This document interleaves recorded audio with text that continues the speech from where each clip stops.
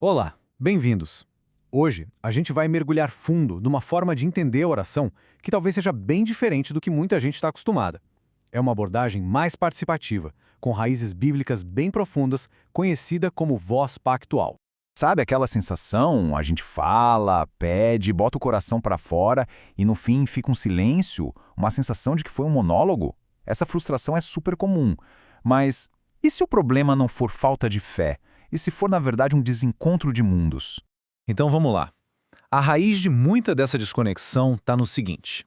Nós, com a nossa cabeça ocidental, tentamos ler um texto que foi escrito numa mentalidade totalmente hebraica. É como tentar encaixar uma peça quadrada num buraco redondo.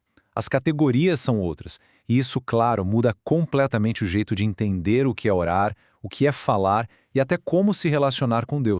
Para a gente entender isso de vez, vamos colocar esses dois universos mentais lado a lado. Compreender essa diferença é o primeiríssimo passo para a gente redescobrir uma oração que não se limita a pedir, mas que, de fato, participa. Do nosso lado, o ocidental, a gente tende a colocar o indivíduo no centro de tudo. A espiritualidade às vezes vira quase uma transação, um sistema de causa e efeito. Eu faço a minha parte e espero que Deus faça a dele. Já na cosmovisão bíblica, o jogo é outro. O centro não é o eu, é a comunidade. A relação com Deus não é um contrato, mas uma aliança, um pacto vivo, totalmente relacional.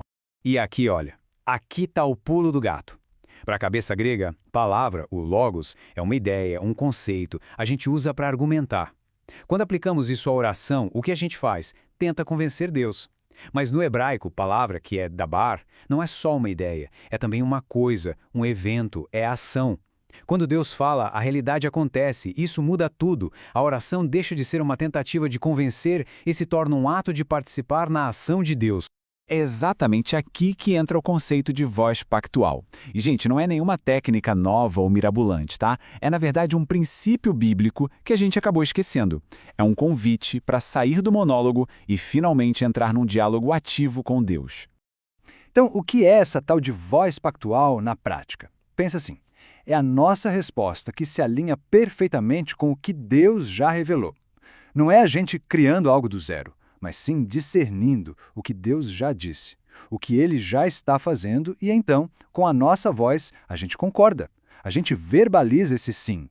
É a nossa parte na aliança. E essa ideia não é nova de jeito nenhum. A gente vê esse padrão desde o Gênesis. Adão, quando nomeia os animais, está participando da criação. O povo de Israel lá no Sinai respondendo em uma só voz. Os profetas, eles não inventavam as mensagens. Eles apenas transmitiam o que ouviam. E o exemplo de Ezequiel é poderoso demais. Deus quer dar vida àquele vale de ossos secos, mas ele espera a voz do profeta para que a ação aconteça. Essa resposta do povo de Israel é muito mais do que um detalhe. É o exato momento em que eles, com a própria voz, assumem o seu lugar na aliança. É uma ratificação que ativa o pacto na história deles de uma forma muito concreta. Certo, o conceito parece claro. Mas como isso funciona na nossa vida, na prática? Vamos ver como essa ideia de voz pactual nos ajuda a mapear nosso próprio crescimento na vida de oração. A gente pode pensar na oração como um caminho, com 3 camadas, 3 estágios. Não no sentido de um ser ruim e o outro bom, mas como uma progressão mesmo, uma jornada que sai de uma postura centrada na nossa necessidade imediata para uma postura centrada na vontade de Deus. A primeira camada é o ponto de partida de quase todo mundo. É a oração do socorro. Ela nasce da dor, da ansiedade, daquela necessidade que não pode esperar. É uma oração super genuína e que expressa dependência, claro. Mas se a gente para por aí, a frustração é quase garantida. A segunda camada já representa um baita salto de maturidade. A pergunta muda. Em vez de ser só, Deus, resolve isso para mim, a gente começa a se perguntar, ok, Deus, o que a tua palavra já me ensinou sobre isso? A oração deixa de ser só uma reação ao problema e vira um exercício para a gente discernir a vontade que Deus já revelou. E aí, finalmente, a gente chega na terceira camada. Aqui, a oração se torna participação ativa.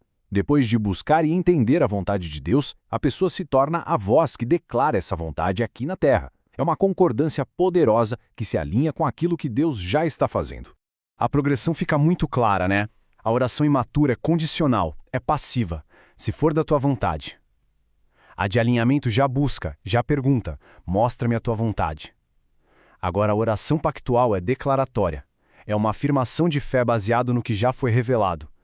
É a grande mudança do se for da tua vontade para o conforme a tua vontade. Então toda essa jornada que a gente explorou hoje é, na verdade, sobre uma mudança fundamental, uma virada de chave na nossa mentalidade e no nosso espírito.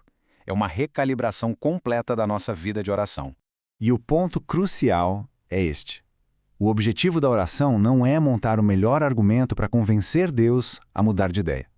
O objetivo é ouvir com atenção, alinhar o nosso coração e só então nos tornarmos a voz que participa de forma consciente naquilo que Deus já está fazendo no mundo.